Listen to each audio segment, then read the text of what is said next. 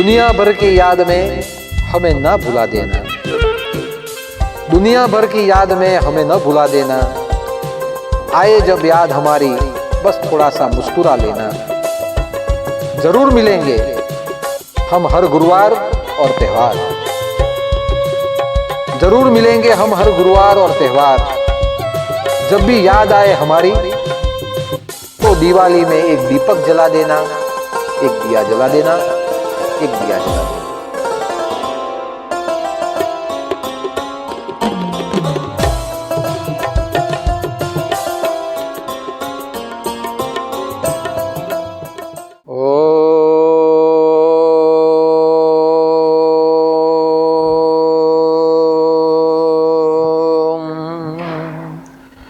दीप ज्योति परम ज्योति,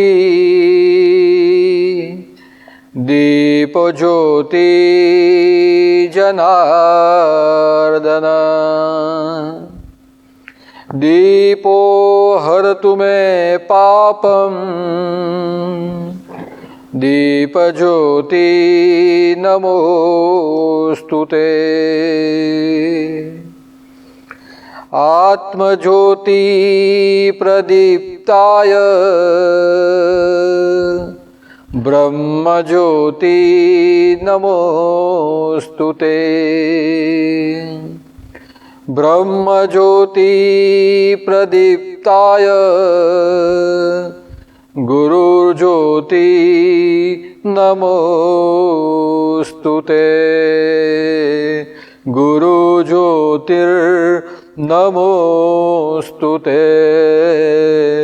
गुरुज्योतिर्नमोस्तुते। अवधूत चिंतन श्री गुरुदेव दत्त सद्गुरुदेव की जय। नवनाथ चिंतन श्री गुरुदेव दत्त अलख निरंजन।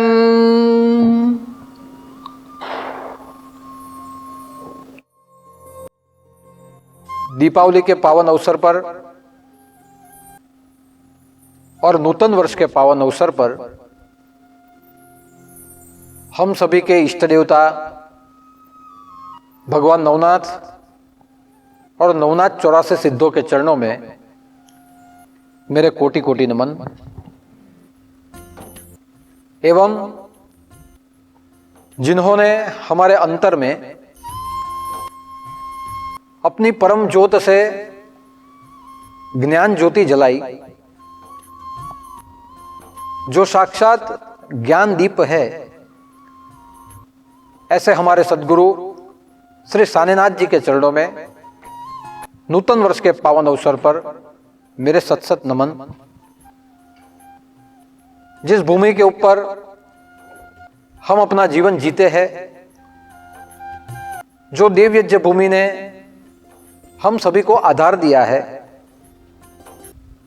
जो सदा हमारा हित करने वाली है, ऐसे हमारी देवभूमि भारत भूमि के चरणों में मेरे अनंत कोटि नमन। और नूतन वर्ष के पावन अवसर पर जो भी नाथ भक्त आज के दिन आज की विचार गंगा का दर्शन और श्रवण कर रहे हैं, हमारे पूरे भारतवर्ष के सनातन धर्म के सभी भाई बहन एवं वसुधैव कुटुंबकम विश्व परिवार की भावना को ध्यान में रखते हुए समग्र विश्व के सभी निवासियों को मेरा नूतन वर्षाभिनंदन। जय भारत, जय हिंद, जय श्री राम, जय जय मच्छिंद्र समर्थ, जय जय चंडिका, जय जय चंडिका, जय जय चंडिका। आज का अवसर नूतन वर्ष का अवसर है और आज के दिन को कार्तक सुद एकम यानी बलि प्रतिपदा कहा गया है। समग्र हिंदुस्तान में और पूरे विश्व में जितने भी सनातन धर्म के निवासी स्थापित हुए हैं, ये सभी आज के दिन आनंद, उत्साह और उमंग के साथ अपने जीवन में नूतन वर्ष मनाते हैं। और आज का दिन नई विक्रम संवत के आगमन का दिन भी है। इसलिए आज के दिन की जो विक्रम संवत है वो 2080 है, जिसका आज स्वागत होता है।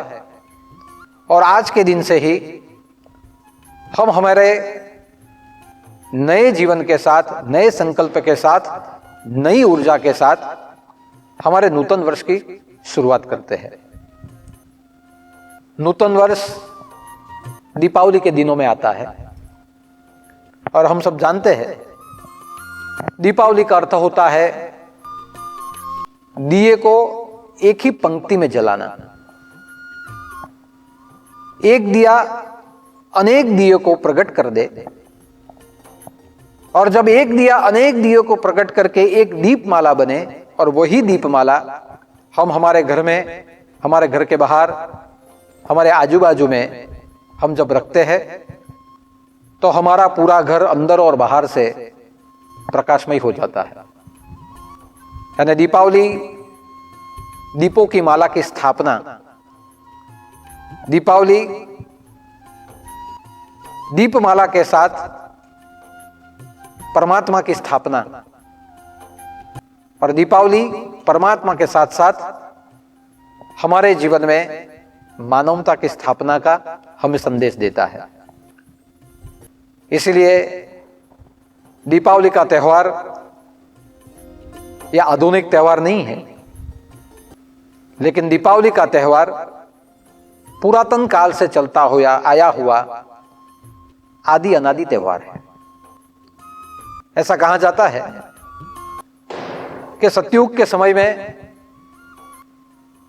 देव असुर संग्राम में जब समुद्र मंथन हुआ और समुद्र मंथन के द्वारा मां भगवती लक्ष्मी प्रकट हुई, तो जब लक्ष्मी जी प्रकट हुई तब सभी देवताओं ने, सभी मानवों ने उसका स्वागत दीप जलाते हुए किया, उसकी आरती उतारते हुए किया। इसलिए ऐसा कहा जाता है कि दीपावली मां लक्ष्मी के प्रकट होने का अवसर है और उस दिन से दिए जलाए गए। साथ साथ में ऐसे भी कहा जाता है कि द्वापर युग में जब भगवान श्री कृष्ण ने नरकासुर का वध कर दिया, तो जब नरकासुर का वध हुआ तब 14 का दिन था, और उसी दिन जब अधर्म का नाश हो गया और धर्म की स्थापना हो गई, तब सभी प्रजाजनों ने उस अवसर को दीप जलाते हुए मनाया। इसीलिए दीपावली का अवसर नरकासुर को मारने के कारण, अधर्म का नाश होने के कारण दीपमाला जलाते हुए मनाया गया। तब से दीपावली की शुरुआत है। और ज्यादातर प्रचलित ग्रंथों में माना गया है कि दीपावली का अवसर रामायण काल से है। भगवान राम जब रावण का वध कर देते हैं और अपने 14 साल का वनवास समाप्त करते हुए जब पुनः अयोध्या में पधारते हैं, उस दिन का अवसर अमावस्या का, यानी अश्विन अमावस्या का अवसर होता है। और सभी अयोध्यावासी आनंद, उल्लास और उमंग से भगवान राम का स्वागत करने के लिए अमावस के दिन प्रकाश फैलाने के लिए दिया जलाते हैं, दीपमाला प्रकट करते हैं।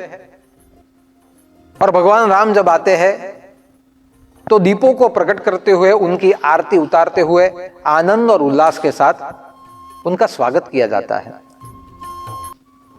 और भगवान राम जब 14 साल के बाद आते हैं तब सभी आनंद मग्न होके दीपों को प्रकट करते हुए जो उत्सव मनाते हैं, वही उत्सव को दीपावली माना गया। यानी रामायण काल से, सतयुग काल से और भगवान कृष्ण के काल से दीपावली विविध कारणों से मनाई जाती है। और इसलिए मेरा मानना है कि दीपावली हमारे सनातन धर्म का सबसे प्रमुख त्यौहार है, नई ऊर्जा प्राप्त करने का त्यौहार है, अज्ञानता के ऊपर ज्ञान की प्राप्ति, असत्य का नाश और सत्य का विजय, अधर्म का पराभव और धर्म की स्थापना, यह मनाने का जो अवसर है वही दीपावली है, वही नूतन वर्ष है। आजकल विज्ञान के रूप में हम दिए जलाने की प्रवृत्ति को ऐसे मानते हैं कि दिए जलाने की क्या जरूरत है। अगर अंधेरा ही दूर करना हो तो विद्युत जो बल्ब है, इलेक्ट्रिक बल्ब, बाएं हाथ से स्विच दबा देने से वो जल जाते हैं और घर में अंधेरा चला जाता है, रोशनी फैल जाती है।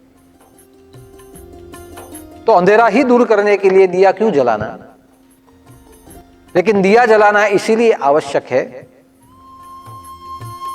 कि दिया जब प्रकट होता है तो दिया परमात्मा का रूप माना गया है। दिए में घी और तेल जब डाला जाता है और रुई की जोत बनाते हुए जब उसको प्रकट किया जाता है तो उसमें से जो रोशनी निकलती है वही प्रकाश हमारी आंखों को नया तेज दे देता है। दीप जब हमारे घर में प्रकट हो जाता है और उसके सामने जब बैठे हुए हम प्रार्थना करते हैं तो परमात्मा का नाम लेते हुए जब हम दीप जलाते हैं तो हमारे सातों चक्रों को एक शाश्वत रोशनी प्राप्त होती है। उसके किरणों से हमारे अंतःकरण में जो भी नकारात्मकता है वो नाश हो जाती है और सकारात्मक प्रकाश हमारे जीवन में फैलता है।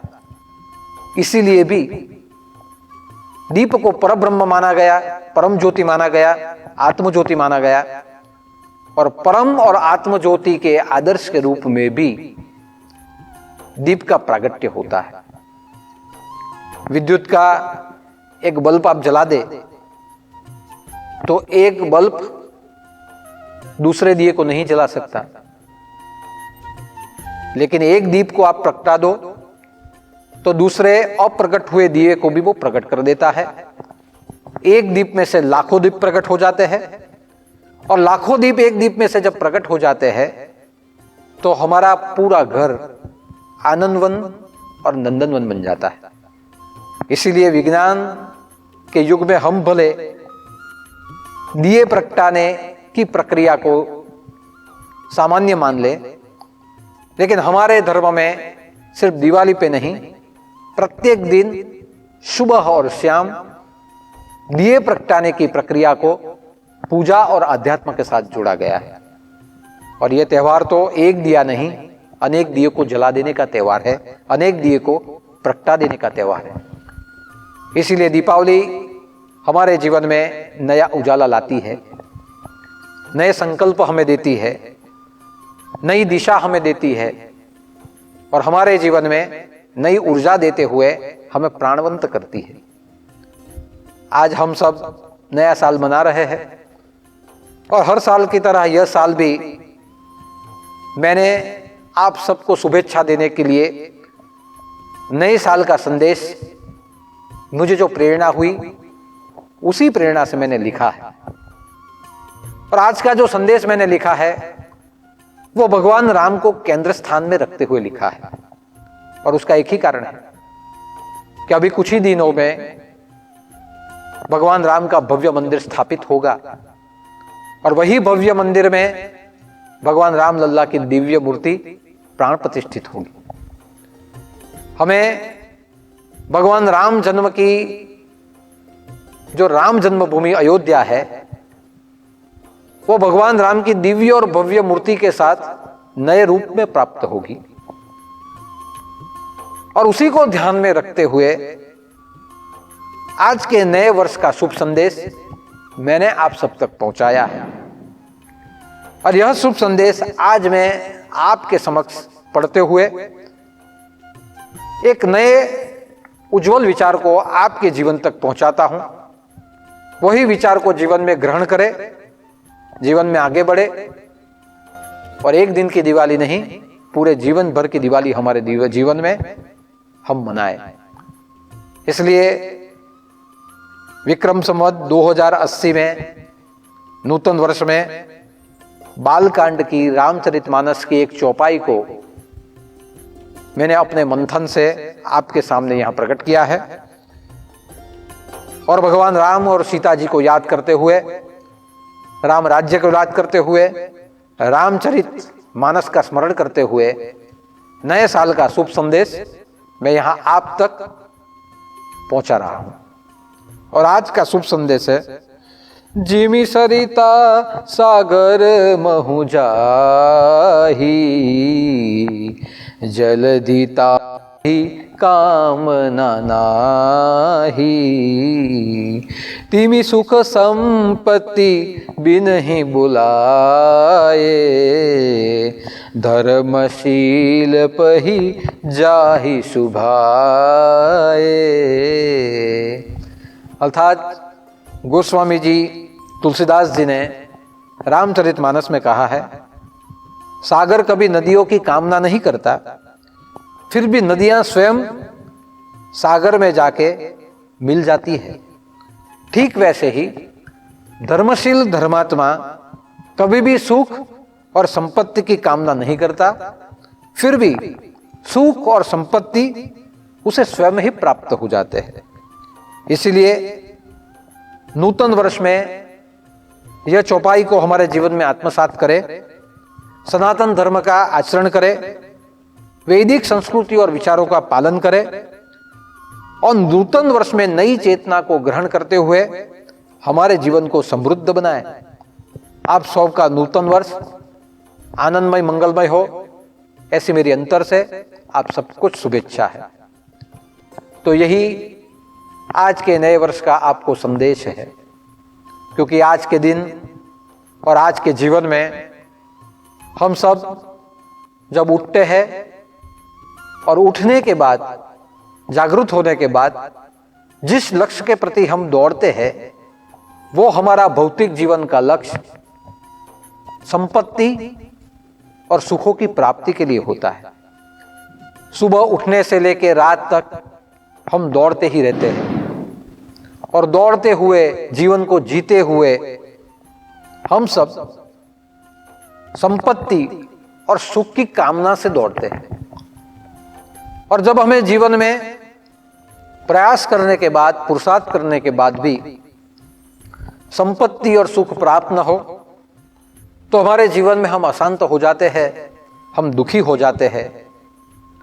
और जब हम अशांत और दुखी हो जाते हैं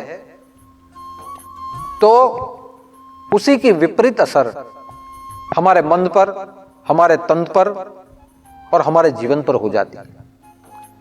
इसलिए ये जो हमें जीवन मिला है, ये जीवन शाश्वत सुखों की प्राप्ति के लिए मिला है। यानी भौतिक संपत्ति हमें प्राप्त करनी है, लेकिन भौतिक संपत्ति के साथ साथ हमें शाश्वत संपत्ति भी प्राप्त करनी है। भौतिक सुखों को हमें भोगना है, लेकिन भौतिक सुखों के साथ साथ हमें शाश्वत सुखों को भी भोगते हुए जीवन में आनंद को प्राप्त करना है। आज हम सब देखते हैं कि हम प्रतिष्ठा के पीछे, पैसों के पीछे, धन के पीछे और वैभव और संपत्ति के पीछे अपना जीवन व्यतीत कर रहे हैं। लेकिन जिन्हें हमें आदर्श माना है, ऐसे भगवान राम ने अपने जीवन को कभी संपत्ति और सुखों की प्राप्ति के लिए व्यतीत नहीं किया। जिसे हमने युग पुरुष माना, वैसे भगवान कृष्ण ने अपने जीवन को कभी भौतिक संपत्ति और सुख की प्राप्ति के लिए व्यतीत नहीं किया। ठीक वैसे ही राम और कृष्ण को अगर हम हमारे जीवन में आदर्श मानते हैं तो हमारे जीवन को हमें शाश्वत संपत्ति और शाश्वत सुख की प्राप्ति के लिए ही व्यतीत करना चाहिए। अब यहां हम सोचेंगे कि शाश्वत सुख और शाश्वत संपत्ति क्या होती है। सदगुरु के द्वारा हमें सद्ज्ञान प्राप्त हो जाए तो वह सद्ज्ञान हमारे जीवन की संपत्ति होती है। ग्रंथों के माध्यम से जो भी ज्ञान हमें प्राप्त हो जाए, जीवन जीने का एक उपाय हमें प्राप्त हो जाए, ग्रंथों के माध्यम से जो संस्कार हमें प्राप्त हो जाए, ग्रंथों के माध्यम से और वेदों के माध्यम से मानव धर्म को जीने की एक संस्कृति हमें प्राप्त हो जाए तो वही संस्कृति हमारे जीवन की शाश्वत संपत्ति होती है। और वही संस्कृति को जीते हुए हम हमारे परिवार के साथ आनंद को प्राप्त करें, एक दूसरे के साथ मिलते हुए प्रेम का आदान प्रदान करें। हमारे जीवन में जो कुछ भी घटनाएं घटित हो वो सभी घटनाएं परमात्मा की इच्छा से हो रही है, ऐसे परम इच्छा से होने वाली ये घटना है, उस हिसाब से हम उसको स्वीकार करें और जीवन को पुनः नई तरीके से जीने की एक शुरुआत करें तो वो हमारे जीवन में एक शाश्वत सुख होता है। इसलिए हमें नाशवंत सुखों के पीछे, संपत्ति के पीछे न दौड़ते हुए उसको प्राप्त करने के लिए किसी भी प्रकार का भ्रष्टाचार और दुराचार न करते हुए सदाचार से, ज्ञान से, संस्कार से और नई समझ के साथ हमारे जीवन को हमें जीना होगा। आज के जीवन में हम जो भी कुछ जीते हैं उस जीने में जब संपत्ति और सुख हमें प्राप्त नहीं होते तो हमें दूसरों के प्रति द्वेष आ जाता है, हमें दूसरों के प्रति हमें तिरस्कार आ जाता है, हमारे जीवन में अराजकता फैल जाती है, हमें समाज के प्रति हमें घृणा हो जाती है, हमारे धर्म में से हमारे विश्वास उठ जाता है और हमारे जीवन में हमें नास्तिकता प्राप्त हो जाती है। और यही नास्तिकता, यही अराजकता हमारे जीवन का और हमारे परिवार का विनाश कर देती है। इसलिए विज्ञान के युग में भले हम संपत्ति और सुखों को प्राप्त करें, लेकिन हमें शाश्वत संपत्ति और शाश्वत सुखों के साथ जीना चाहिए। कभी आप आपके घर में बैठे हो और बार बार कोई चिड़िया जोर से आवाज देने लगे, तब हमें अंदर से ये समझ आ जानी चाहिए कि चिड़िया हमारे पास दाना मांग रही है, तो हमें उठ के तुरंत उस चिड़िया को दाना दे देना चाहिए। अगर ये हमने दे दिया तो समझ लीजिए वहीं से हमारे जीवन में शाश्वत सुख और पुण्य प्राप्त होंगे। चिड़िया दाना मांग रही है, यही समझ हमारे जीवन की संपत्ति है। कभी आप घर में कुछ काम कर रहे हो और उस समय पे कोई गाय आ जाए, कोई श्वान आ जाए, कोई बिल्ली आ जाए, कोई पशु आ जाए और आपको बुलाने लगे, उसकी आवाज आपके कानों में आए, तो उस समय पे हमें ऐसे समझ लेना चाहिए कि हम जो कुछ घर में काम कर रहे हैं, हमारे घर से ऐसे पशु पक्षी प्राणी उनके अंतर से कुछ मांग रहे हैं। शायद उन्हें भूख लगी है और हमारी रोटी से वो हमसे रोटी मांग रहे हैं, हमारे घर से वो आहार मांग रहे हैं। हमें तुरंत ऐसी समझ को प्राप्त करते हुए अपनी रोटी से उसको रोटी देनी चाहिए, अपने घर से जो अन्न है वो उसको भोजन के रूप में दे देना चाहिए। अगर उसने खा लिया, वो तृप्त हो गया, मानो शाश्वत सुख और शाश्वत पुण्य हमें वहीं से प्राप्त हो जाए। और ऐसी जब हमें समझ आए तो समझिए यही समझ हमारे जीवन की एक संपत्ति है। घोर धूप में कोई भिक्षुक आ जाए, कोई साधु आ जाए, कोई भीख मांगने वाला आ जाए और हमारे द्वार पे खड़ा रह के भोजन मांगे, पानी मांगे, तो हमें तुरंत भोजन और पानी की व्यवस्था कर देनी चाहिए।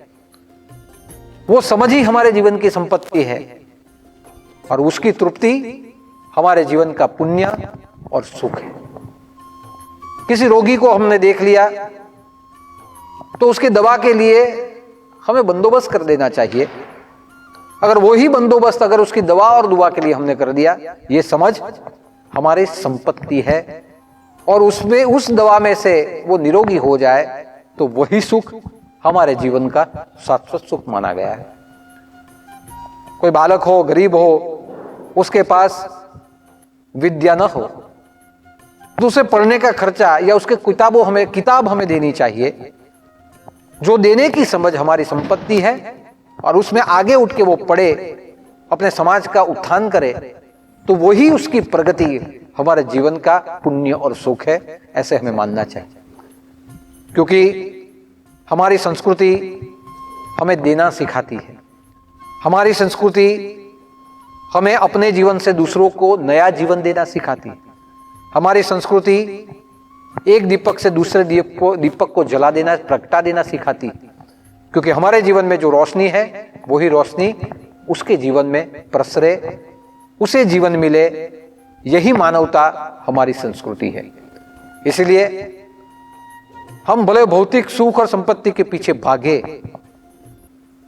लेकिन हमारा लक्ष्यांक जो है वो शाश्वत ज्ञान, शाश्वत धर्म और शाश्वत पुरुषार्थ ही है। और उसी के पीछे हमें चलते हुए, राम और कृष्ण को आदर्श मानते हुए, हमारे जीवन में प्रत्येक दिन हमें दिवाली की ओर मनाना चाहिए। हमारे जीवन को ही हमें अयोध्या और मथुरा बना देना चाहिए। मैंने यहाँ स्पष्ट रूप से कहा है और तुलसीदास जी ने भी कहा है, जो धर्मात्मा होता है वो संपत्ति के पीछे नहीं भागता, संपत्ति उसके पास सामने से आती है। और यही धर्म का अगर हम आचरण करेंगे तो हमारे जीवन में जो भी आवश्यकता होगी वो समय समय पर परमात्मा किसी न किसी रूप से वो आवश्यकता को पूर्ण करेंगे। जो आने वाले संकट है उसमें हमको उगारते जाएंगे। अनेक वर्षों पहले महाराष्ट्र में शक संवत 1300 में दुष्काल हुआ था और इतना भयंकर दुष्काल हुआ था कि उस दुष्काल के समय में जो पेड़ थे उसके पत्ते गिर गए, पेड़ काष्ठ बन गए थे। उस समय पे जो मानव जीवित रहे उनके शरीर पे सिर्फ हड्डियां और चमड़ियां लटक रही थी। जो पशु थे वो पशु चल फिर नहीं पा रहे थे, अशक्त हो गए थे, पिंजर बन गए थे। जो नदी नाले थे वो सूखने लगे थे। मानव जीवन त्रस्त हुआ था, पशु जीवन त्रस्त हुआ था, कहीं भी हरियाली दिखाई नहीं दे रही थी। और ऐसे घोर दुकाल में दाने पानी के लिए मानव, पशु, गौ माता ये तरस रही थी। वह समय था विक्रम संवत 1300। उस समय पे महाराष्ट्र में मुगल काल का शासन था और उस मुगल शाही में दामाजी पंथ करके वहां के अन्न भंडार के अध्यक्ष तय हुए थे। उनका कार्य था कि राजाशाही जिस प्रकार से कहे अन्न कोष को उसी प्रकार से प्रजा तक पहुंचाना। राजाशाही के पास तो सब कुछ था, मुगलों के पास सब कुछ था, इसलिए इसने इतने भयंकर दुकाल में इन्हें दाना पानी की कभी तकलीफ नहीं हुई। लेकिन प्रजा जो दुखी हो रही थी, दामाजी ये देख रहे थे और उन्हें लग रहा था कि मैं क्या कर सकूं। वो भगवान के भक्त थे, भगवान विठोबा को मानते थे, हर रोज उनका नाम का कीर्तन करते थे। और ऐसी परिस्थिति में जो भक्त होता है उनके अंदर ही दया और करुणा प्रकट होती है। इसीलिए वो सोचते रहे कि मैं क्या करूं, मेरे पास इतना अन्न कोष पड़ा है, मुझे उनको अन्न देना चाहिए, लेकिन कैसे दूं। बिदर की जो मुगल शाही थी उसको पूछे बिना मैं उन्हें कैसे अन्न और जल दे दूं। ये यातना उनसे देखी नहीं गई और उन्होंने वहां की जो प्रजा थी, मंगलवेढ़ा की जो प्रजा थी, उनको दाना पानी देने के लिए अपने अन्न कोष खोल दिए। और जैसे अन्न कोष के दरवाजे खुले, गांव की जितनी प्रजा थी वो दौड़ती हुई आई, अन्न धन धान्य वो लेके चली गई और अपनी श्रद्धा उन्होंने तृप्त की। एक कोठार था वो भी खोल दिया, जरूरत पड़ी तो दूसरे कोठार भी उन्होंने खोल दिए। अब ये बात किसी को पसंद नहीं आई, और जिसको पसंद नहीं आई ऐसे ही एक अधिकारी ने बिदर शाही मुगलों को खबर कर दी, मुगल राजा को, कि आपका ये जो अधिकारी है दामाजी, उसने अन्न की कोटी को लुटा दिया है, और अन्न की कोटी को लुटाते हुए राजकोष का जितना भी अन्न है लोगों को बांट दिया है, बिना पूछे राज्य का द्रोह कर दिया है। जब ये मुगल राजा को पता चला तो उन्होंने बहुत क्रोध आया। दामाजी को पकड़ने के लिए अपने सिपाही भेज दिए और कहा कि जाओ मंगलवेढ़ा से दामाजी को पकड़ के राज्यसभा में ले आओ। दामाजी को पकड़ने के लिए दामाजी के घर सैनिक गए, और जब सैनिक गए तब दामाजी भगवान विठोबा के कीर्तन में मस्त थे। उनकी पत्नी ने कहा, बोले आप उनको पकड़ने के लिए आए हैं, लेकिन अभी तो भगवान का वो कीर्तन कर रहे हैं, जब उनका कीर्तन पूरा होगा वो आपके साथ अवश्य आएंगे, क्योंकि मेरे पति ने कोई अधर्म नहीं किया, धर्म किया है, लोगों की भूखों को शांत किया है। जब कीर्तन खत्म हुआ, राज दरबार से जो समन्स आया था वो समन्स दिया गया। दामाजी ने अपनी पत्नी को कहा कि राजा ने समन्स भेजा है, राजा मानते हैं मैंने गुनाह कर दिया है, अब इस गुनाह की सजा क्या होगी? ज्यादा से ज्यादा मेरा सर काट दिया जाएगा। जो भी है, पूरी मानवता का रक्षण करने के लिए, प्रजा को भूख और प्यास से उगारने के लिए मेरे भीतर का धर्म निभाया है। आज तक मैंने जो भगवान की गीता पढ़ी, मैंने जो भगवान विठोबा का कीर्तन किया, उसमें से मुझे जो समझ मिली वही समझ मेरी संपत्ति है, और वही संपत्ति का उपयोग मैंने किया। मेरे अधिकार में आने वाले अन्न कोष को मैंने खोल दिया, लोगों तक मैंने अन्न पहुंचाया है। फिर भी अगर मैंने गुनाह किया है, राजा जो सजा दे, अगर मृत्युदंड हो मैं स्वीकार लूंगा। सैनिक ने उन्हें हाथकड़ी लगाई, और हाथकड़ी लगाते हुए उनको लेके जा रहे थे तो बीच में पंढरपुर आया। दामाजी ने सोचा कि अंतिम दर्शन में मेरे विठोबा के कर लूं। सेनापति था, उन्हें कहा कि आप मुझे थोड़ा समय भगवान विठोबा के दर्शन करने पंढरपुर जाने दे, मंदिर में जाके मेरे विठोबा के दर्शन कर लूं, अंतिम दर्शन कर लूं, बाद में आप जैसे कहे मैं आऊं। सेनापति ने भी मंजूरी दी, अपने विठोबा के चरणों में मस्तक झुकाया। विठोबा को देखते हुए उनकी आंखों से आंसू बहे कि मैंने तुम्हारे धर्म का आचरण किया, तुम्हारी गीता का आचरण किया, तुम्हारे कीर्तन का मैंने आचरण किया, अगर फिर भी आज मुझे मृत्यु मिलती है तो मैं उसे मृत्यु नहीं मानूंगा, मैं उसे मोक्ष मान लूंगा, क्योंकि तुम्हारे पद चिन्हों पे मैंने मेरे अधिकार का उपयोग किया है, भूखों की भूख को संतुष्ट किया है, पशुओं को मैंने दाना दिया है, उसके जीवन को मैंने उगारा है। बस अब मेरी जीवन नैया तुम्हारे हाथों में। बस ऐसा सोचने लगे, प्रार्थना की, और उसी समय पे एक अद्भुत घटना घटी। भगवान विठ्ठल एक किशोर का रूप लेते हैं, और किशोर का रूप लेते हुए महार जाति, जिन्हें वहां नीची जाति माना जाता है, ऐसे महार जाति के एक किशोर का रूप लेते हैं। उसका वर्ण भी श्याम होता है, और हाथ में पोटली लिए हुए, एक हाथ में लकड़ी लिए हुए, वहां के सुल्तान को, बिदर के सुल्तान को मिलने के लिए वो चला जाता है। विठोबा रूप बदल के जाते हैं और दरबार में जाके कहते हैं मुझे राजा से मिलना है, दामाजी का मैं नौकर हूं, और दामाजी ने मुझे भेजा है। दामाजी का नाम सुनते ही सुल्तान उन्हें बुला लेते हैं। सुल्तान कहते हैं बोलो क्यों आए हो? तो वो कहते हैं कि मैं दामाजी का एक नौकर हूं, उनकी कृपा से मैं अपने जीवन में पला बड़ा हूं, और जब ऐसा दुष्काल हुआ तब दामाजी ने राजकोष की अन्न, जितना भी अन्न था वो सभी के लिए लुटा दिया। और उन्होंने जब अन्न लुटाया तब पशु पक्षी मानव ये सब जीवित रहे, यानी दुष्काल के समय में उन्होंने अन्न का दान किया है। और उसी का मूल्य चुकाने के लिए मैं उनका ऋणी हूं, और उसी का मूल्य चुकाने के लिए ये पोटली है, उसमें मैं सोना मोहर लाया हूं। जो भी मूल्य है ले लीजिए, और मूल्य लेने के बाद जो रसीद है वो मुझे दीजिए ताकि मैं जाके उनको दे आऊं। राजा आश्चर्यचकित हुआ कि मैंने तो उसको लाने का फरमान भेजा था, अभी सैनिक पहुंचे होंगे, उनको लाते होंगे, लेकिन ये बीच में ये कौन आ गया?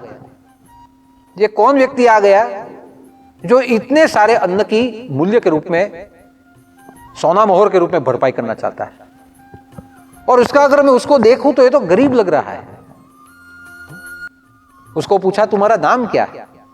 उसने कहा मेरा नाम विठू है, विठोबा से विठू हुआ। कौन सी जाति के हो? मैं महार जाति का हूं, और महार जाति को यहां नीची जाति माना जाता है। अच्छा अच्छा। राजा सोचने लगा। जहां वहां जो खजानेदार था वो आया, विठू महार ने वो पोटली दी, पोटली को खाली किया गया, सोना मोहर निकली, वापस पोटली उठाई, वापस भर गई, वापस खाली हुई, वापस भरी। 3 बार जो पोटली थी वो खाली हुई भरी, खाली हुई भरी। और जो अन्न जो उन्होंने लुटाया था, जिस जिसको जरूरत थी उनको अन्न दिया था, वो जितना भी अन्न दिया था उससे दुगना मूल्य सोना मोहर के रूप में वहां चुकाया गया। सुल्तान देखते रहे, खजांची देखता रहा। विठू महार ने कहा मुझे रसीद दे दीजिए।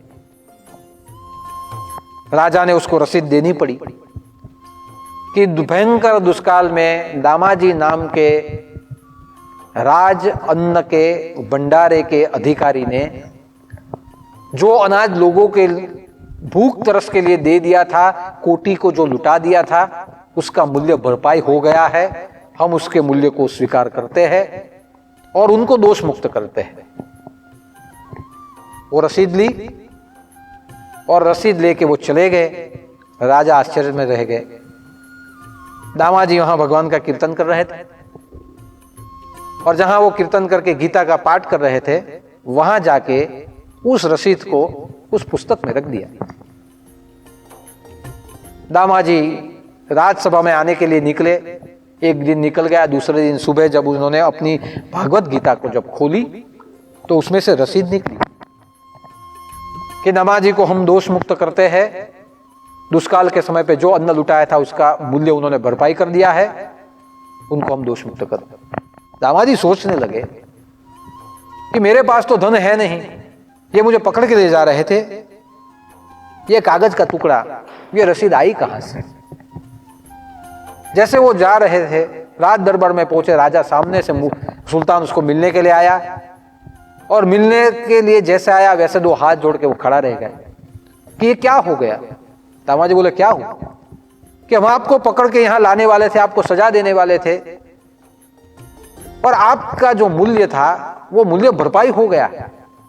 दामाजी बोले वही मैं सोच रहा हूं, ये मूल्य भरपाई हो गया, इसकी रसीद है।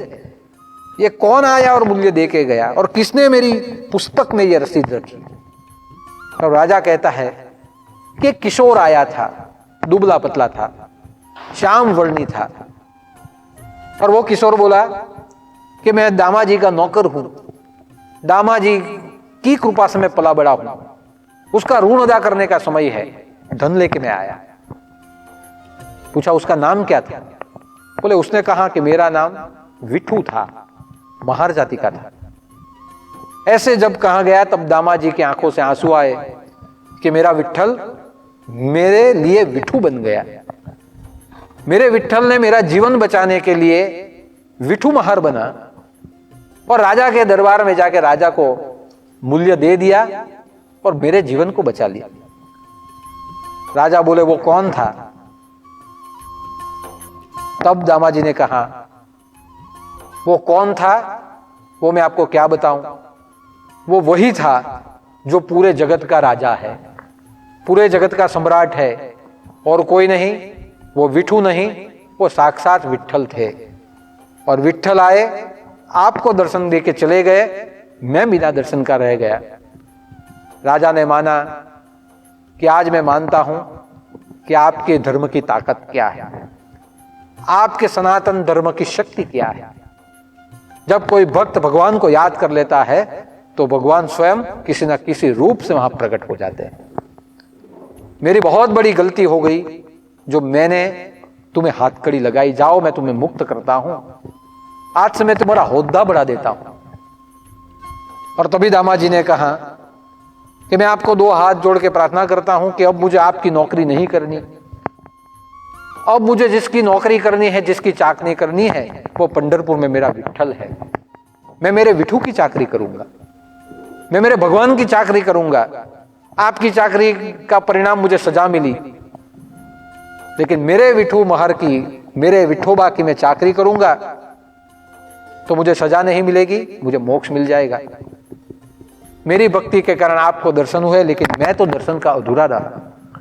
बस आज से मैं यहीं से मेरी निवृत्ति आपको देता हूं और मैं प्रवृत्ति लेना चाहता हूं, मैं सेवा लेना चाहता हूं। पंढरपुर में आज से मैं मेरे विठोबा की सेवा करना चाहता हूं। दामाजी दौड़ते हुए गए, विठल के चरणों में गिरे, विठल को प्रार्थना की।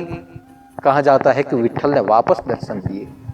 तो आप देखिए, जो धर्मात्मा अपने धर्म का वहन करता है, संपत्ति, प्रतिष्ठा, सम्मान और मान सामने से उसके द्वार पे जाके खड़े रह जाते हैं। हमें भी परमात्मा की कृपा से जो भौतिक सुख मिला है, जो संपत्ति मिली है, जो पैसा मिला है, जो धन मिला है, जो प्रतिष्ठा और पद मिला है, उसका उपयोग मानवता के लिए, मानव धर्म के लिए, विश्व के सभी प्राणी मात्र के लिए हमें करना चाहिए। और मैं तो आपको एक ही कहता हूं, हम सालों से गुरु दरबार में आते हैं, नए साल पे गुरुदेव का प्रवचन सुनते हैं। नाथ जी की जो विचारधारा है, पिछले 60 साल से हमने हमारे एक पीढ़ी में नहीं, 3-3 पीढ़ी में हमने उतारी है। तो धर्म से जिए, दूसरों के दुख को समझे, परमात्मा जो हमें देता है, हमारी मेहनत से मिलता है, उसमें से हमारे लिए रखे, लेकिन बाकी का जो है वो धर्मदा में दान के रूप में रखे। जो 100 रुपया हमें मिलता है, उसमें से 50 रुपया खुद के लिए रखे, उसमें से 20 रुपया पत्नी और पुत्र के लिए रखे, और बाकी का जो बचता है उसमें से 20 रुपया में से 10 रुपया समाज के लिए। जो 10 रुपया बाकी का जो मिलता है वो हमारे माँ बाप की सेवा के लिए, और बाकी का जो 10 रुपया बचता है वो जिस गुरु के धाम में हम मानते हैं, जिस परमात्मा के शरण में हम मानते हैं, उसके शरण में जाके धर्मदा करे, धर्म के रूप में दान दे। यानी मेरा कहना है, हमारी कमाई का 10% जहां हमारी आस्था है वहां दान करे। हम तो दामाजी जैसे अधिकारी नहीं है कि कोटियां लुटा दे, लेकिन हमारी ये जो कोटी है, हमारा ये जो दिल है, उसमें से दूसरों को करुणा देने के हम अधिकारी हैं। हम जो कमाते हैं उसमें से 10% हम किसी को देने के लिए अधिकारी हैं, लेकिन दे तो कहां दे। और मेरा ऐसा मानना है, जहां से हमें धर्म का ज्ञान मिला, जहां से हमें संस्कार और संस्कृति मिले, जहां से हमारे जीवन में हमें आचरण मिला, सदाचरण मिला, ऐसा धार्मिक स्थान, ऐसे गुरु का निज धाम जिस जगह पे है, वहां 10% जो कमाई है उसमें से 10 रुपया उसी जगह पे दिया जाए, अपने अधिकार से दिया जाए, समर्पण से दिया जाए, तो मेरा मानना है दामाजी के ऊपर आई हुई आपत्ति चली गई। हमारे जीवन में आने वाली, हमारे परिवार पे आने वाली आपत्ति विपत्ति मच्छिंद्रनाथ की कृपा से, नवनाथ की कृपा से, मां चंडिका की कृपा से अवश्य दूर होगी। भगवान राम का सानिध्य हमारे जीवन में हमें प्राप्त होगा और हम सदा नित नवम नवम नई विचारधारा से, नई संकल्पों से, नई सिद्धियां प्राप्त करते हुए हमारे जीवन को मानवता के कल्याण के लिए आगे बढ़ाएंगे। तो आज के दिन, नए साल के दिन, नई विक्रम संवत के स्वागत के दिन, विक्रम संवत 2080 के नए साल पर आप सभी को मैं इतना ही कहना चाहता हूं, भौतिक सुख और संपत्ति के पीछे दौड़ने से अच्छा है शाश्वत संपत्ति के पीछे दौड़े, धर्म का आचरण करे। संपत्ति सामने से, प्रतिष्ठा सामने से, सुख सामने से आपके द्वार पे आएगा और वही सुख परमात्मा ने दिया हुआ प्रसाद है, ऐसे आपको समझना है। तो हमारा नया साल, आप सबका नया साल आनंदमय रहे, मंगलमय रहे, भक्तिमय रहे, ऐसे कामना मैं भगवान नवनाथ के चरणों में, माँ भगवती के चरणों में करता हूँ, भगवान श्री राम के चरणों में, माँ सीता जी के चरणों में करता हूँ। और इतना ही मन से और दिल से आपको कहना चाहता हूँ कि आपके घर में सदा दिवाली रहे, आपके घर में सदा खुशियां रहे, आप सबका नूतन वर्ष आनंद से मंगलमय व्यतीत हो, ऐसी परमात्मा को मैं प्रार्थना करता हूं। जय अवधूत, जय जय मच्छिंद्र समर्थ, जय जय मच्छिंद्र समर्थ, जय जय मच्छिंद्र। हर घर में हो उजाला, हर घर में आए न रात काली, हर घर में हो उजाला, हर घर में आए न रात काली, हर घर में मने खुशियां, हर घर में मने खुशियां, हर घर में सदा हो दिवाली, हर घर में सदा हो दिवाली। आपके घर में सदा दिवाली रहे, ऐसी परमात्मा को प्रार्थना करता हूं और आप सबके जीवन के शुभ कामना आप सबको प्रदान करता हूं। जय जय मच्छिंद्र समर्थ, जय जय मच्छिंद्र समर्थ, जय जय मच्छिंद्र समर्थ।